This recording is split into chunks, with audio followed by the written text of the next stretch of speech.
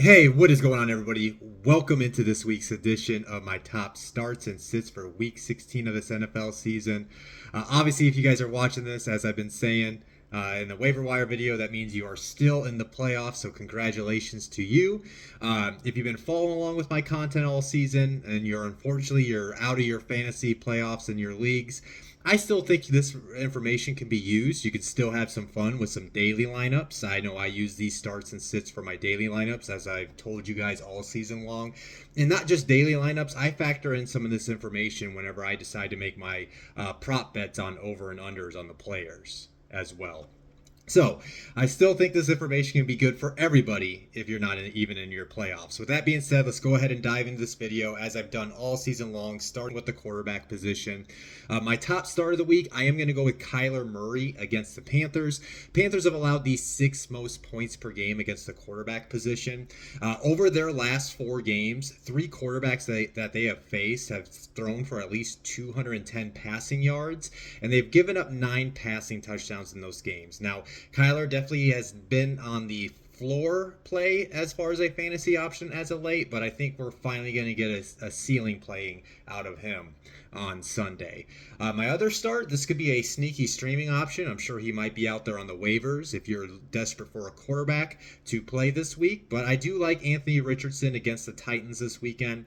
The Titans, they're allowing the 11th most points per game against the quarterback position.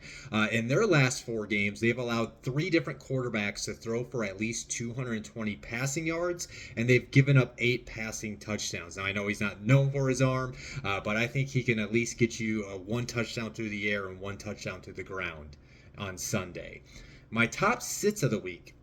I am going to go with Tua Tagovailoa against the 49ers. The 49ers are allowing the 8th fewest points per game against quarterbacks this year. In their last four games, not one of the quarterbacks that they've faced has thrown for over 200 passing yards. That is the biggest reason why I don't like them. But they did allow 6 passing touchdowns. So if you are going to play Tua this weekend, I do feel like you're betting on him getting you at least 2 touchdowns because they have been good at limiting passing yards over their past month of games. My other top sit, I am going to go with CJ Stroud against the Chiefs. Obviously, this offense in Houston has not been as consistent as we thought it would be this season. And coming out of their bye week, they were kind of up and down, as they've shown all year round. And then he does have a tough matchup this week. The Kansas City defense, they're tied for the 11th fewest points per game allowed against quarterbacks this season. Where you're going to maybe get some points out of CJ if you are going to be playing him this weekend is they have been giving up some passing yards in their last four games. Two different quarterbacks, Bryce Young and Aiden O'Connell, did throw for at least 260 passing yards. But outside of the inconsistent offense down there in Houston, the other reason why I don't like this matchup is in their last four games, they've only given up 4 passing touchdowns. So I would look for a different option than CJ. But again, at this point of the year, it's kind of hard to find a different option once you're in the playoffs. Moving into my top starts and sits at the running back position, both these guys are going to be playing in the same game. But my top start, I do like Ramondre Stevenson against the Buffalo Bills. The Buffalo Bills, they're allowing the 3rd most points per game against the running back position this year. Ramondre Stevenson has faced the Bills 4 times in his career, and he actually averages 80 total yards against Buffalo in those 4 games. Now, looking at their past 4 games that Buffalo has played, they have allowed 2 different running backs to finish with at least 75 rushing yards, and they have also given up 5 running back touchdowns. So the fact that they've been giving up a lot of points per game, he has a good history against this team, and then the fact that they have been giving up some yards on the ground and then been giving up some touchdowns in their last 4 games is why I like Ramondre. And I mean, I'm not saying New England's going to upset them, but at this point, with how hot the Buffalo offense is, the best strategy a team can have to beat them is to run the ball and keep Josh Allen on the sidelines, which is what I think New England should at least do on Sunday to try to pull off the upset. Going on the other sideline, I do like the counterpart in James Cook against the Patriots. The Patriots have allowed the fifth most points per game against running backs this season. He's faced New England 4 times, and he averages 75.6 total yards per game against New England in those 4 games. In their last 4 games overall, in the last 4 games that New England has played, they've been giving up a lot of yards. They've actually allowed 3 different running backs to run for at least 85 rushing yards, and they have given up 4 running back touchdowns. Now, this is also a game where maybe Buffalo can get up big, right? So that's going to be a positive game script for James Cook. But what I wanted to say too is now that Buffalo is kind of getting to the point where it's closer to the playoffs, they are going to want to keep players healthy. So if they do get up big, there might be a concern they'll keep James Cook on the sideline in the second half, which is why I wanted to mention maybe a Ray Davis or a Ty Johnson could be a sneaky daily fantasy lineup as a cheap option. Moving into my top sits, I'm going to go with Zach Charbonnet as my top sit against the Vikings. We'll have to see if Kenneth Walker can return. He practiced limited today. They're supposed to ramp him up tomorrow. So obviously if Kenneth Walker returns this week, that alone hurts Zach Charbonnet's value as a fantasy option. Then he also does have a tough matchup going against a Minnesota defense that's allowed the third fewest points per game against running backs this season. Now they have given up some yards in their last 4 games. There have been 2 running backs they faced in the last 4 games that finished with at least 70 rushing yards. That was Bijan Robinson and DeAndre Swift.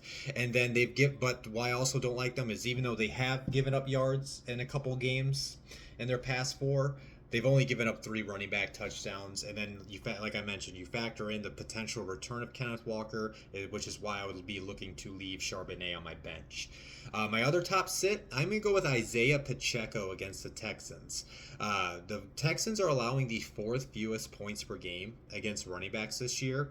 In their last 4 games, Texans have been really good at shutting down the top running back for the opponents. Now, there's only one running back that had success in the last 4 games. It was Tony Pollard.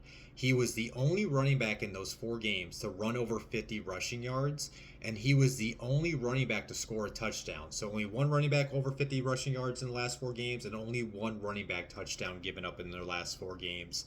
So that's why I would be looking for a different option than Pacheco if you do have that option on your bench this week. Moving into my top starts and sits at the wide receiver position. My top starts, in which I saw some positive news on these guys. I was worried if I should even list them because of Geno's injury that he came out with. But even if Geno does not play, I still like Jackson Smith-Njigba and DK Metcalf against the Vikings. Now, it sounds like Geno Smith is going to be pushing to play this weekend, which is a positive for them. It increases their value. But they also have a good matchup. Minnesota's allowed the most points per game against wide receivers this year. They're really good at stopping the run, but they do give up a lot of yards and touchdowns this season to the wide receiver position.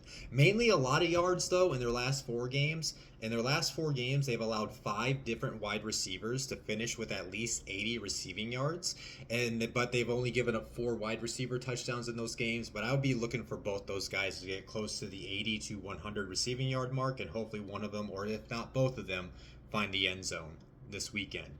My other top start, I think, is a very sneaky play this week, but I like the Vegas lead wide receiver Jakobi Meyers against the Jaguars. The Jaguars have allowed the 3rd most points per game against wide receivers this season.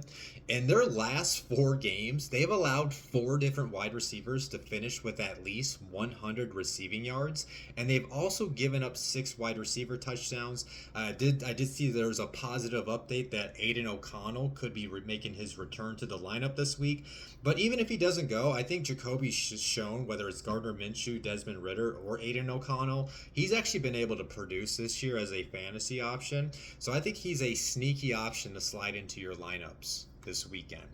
My top sits. I don't think you can doubt these guys. Is unfortunately there was a point where maybe Deebo is like a temporary expectation play, but you want to. But he's been so inconsistent this year, you can't really trust him, right? So him and Deebo Samuel and Jawan Jennings have a tough matchup against the Dolphins this weekend. The Dolphins are tied for the second fewest points per game allowed to wide receivers this year. In their last 4 games, there was only 2 wide receivers to finish over 70 receiving yards. They happen to come from the same team, so that might be a positive. It was Devontae Adams and Garrett Wilson. But they also have given up 5 wide receiver touchdowns. I do think both these options, if you decide that you're going to play them, they are going to be a boom or bust option for you. High risk, high reward play. So if you have a better option to play over Deebo or Jawan Jennings, I would definitely be considering it. My other top sit now. If you're in the playoffs at this point, right? You've spent a top 5 pick probably on Tyreek Hill, but he's been very inconsistent. So again, I understand why you might play Tyreek Hill against the 49ers. He was a top pick for you. If you do, just temper your expectations. He might have a floor outcome. But, I mean, Tyreek has been very inconsistent. He has had a lot of floor games this year. I think it was Field Yates. I think he posted that stat today where I think if I remember right, he only has 1 catch over 30 yards this season, or maybe that might be in a recently game. I want to say he said that, posted it as a season stat, which is wild for Tyreek. Looking at the matchup though, why I also don't like it, he's tied for the 49ers are tied for the 4th fewest allowed points per game against the wide receiver position. In their last 4 games, the 49ers have only allowed 1 wide receiver to finish over 55 receiving yards. That was Puka Nacua. They have given up 4 wide receiver touchdowns. I definitely think this is a boom or bust play. Obviously, his boom is huge because if Tyreek can go off. We'll have to see if Jalen Waddle can play. He did get hurt. If you have Waddle, he was banged up. He has a tough matchup, so I'll go ahead and say sit Jalen Waddle. I just don't have him listed there because he did look like he suffered that rough injury this past weekend.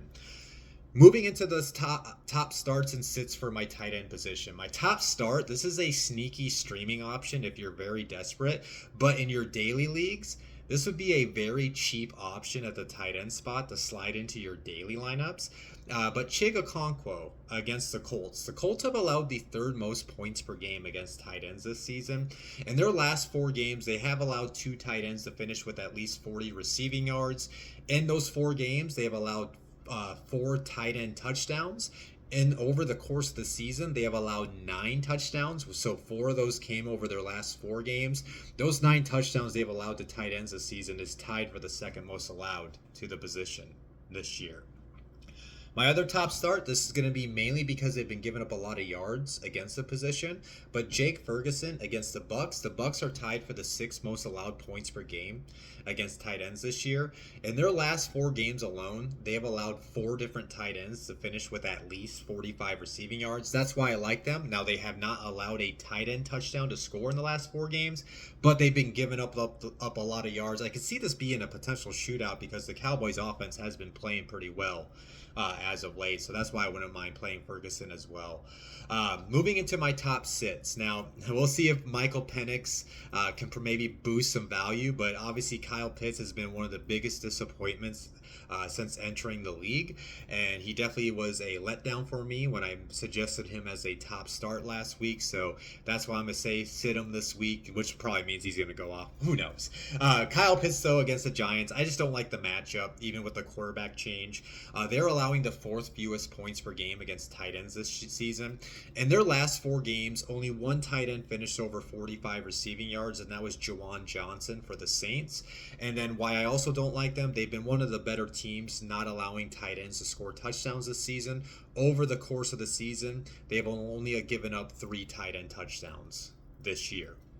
My other top sit, he has been a nice, decent streaming option because of the volume of targets he's been getting with Drake May ever since he came into the lineup. But I'd be hesitant to play Hunter Henry against the Bills this weekend. The Bills are allowing the 6th fewest points per game against tight ends this season. Since he's joined the Patriots, I want to say I should have put this in my notes, but I think he's played the Bills like 6 to 8 times. In those games, he has never finished over 45 receiving yards as a Patriot against the Bills. The only time he's ever finished over 45 receiving yards against the Bills was back when he was playing for the Chargers in 2018, 2019. Now, in their last 4 games, only one tight end finished over 25 receiving yards against Buffalo, and that was Sam Laporta this past weekend. Definitely got that one wrong last week. But just like the Giants, they've only allowed 3 tight end touchdowns throughout the course of the year. So, given that they've been very good against the tight end position this season, and given his history of not going over 45 receiving yards as a member of the Patriots against the Bills, is why I'd be looking for a different option than Hunter Henry. So yeah, those are my top starts and sits for this week 16. I wish everybody the best of luck. I hope you guys go win and get into your championship game. As always, if you enjoyed this video, hit the like button. If you have not subscribed or followed me on all my social media platforms, please do. You can mainly find me on X. That's where I'm the most active, where I usually can get replies back. But then I'm also on my YouTube, TikTok, and I'm on Instagram. To kind of give you guys an idea what I'm thinking over this next or what the next 2 weeks will be looking like for my content. You will see me next Tuesday for my waiver wire video and streamable defenses for the championship week. Now, normally those come out Tuesday evening, but this Friday I'm going to be taking off and leaving Florida to go visit my family for Christmas. So you guys will actually be getting that video probably sometime Tuesday morning to early afternoon.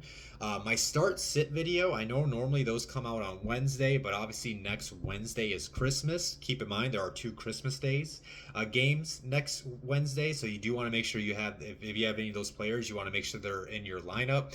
Obviously I'm going to be with my family, so I won't be doing my starts and sits next Wednesday. I will get that out next Thursday. But you can look for that to be coming out sometime on that next Thursday morning to early afternoon, my top starts and sits. And then for the last week of the season, there won't be a waiver wire video because, I mean, if you are playing in a fantasy league that goes to week 18, please talk to your commissioner and get that moved for next season. But I still will do a start sits that week. Probably will come out that Thursday after New Year's Day. That's probably when I'll drop that video. Just in case I do have any listeners that are going to be playing a Week 18 championship. And as I always say with my start sit videos, I think that you could use that information to make prop bets, over-unders, and you can utilize that in daily lineups for those Week 18 games. So I do plan on doing that the last week of the season. I'm going to hop off of here. Again, wish you guys the best of luck this week. Go get in the championship game. Talk to you next week. Peace out.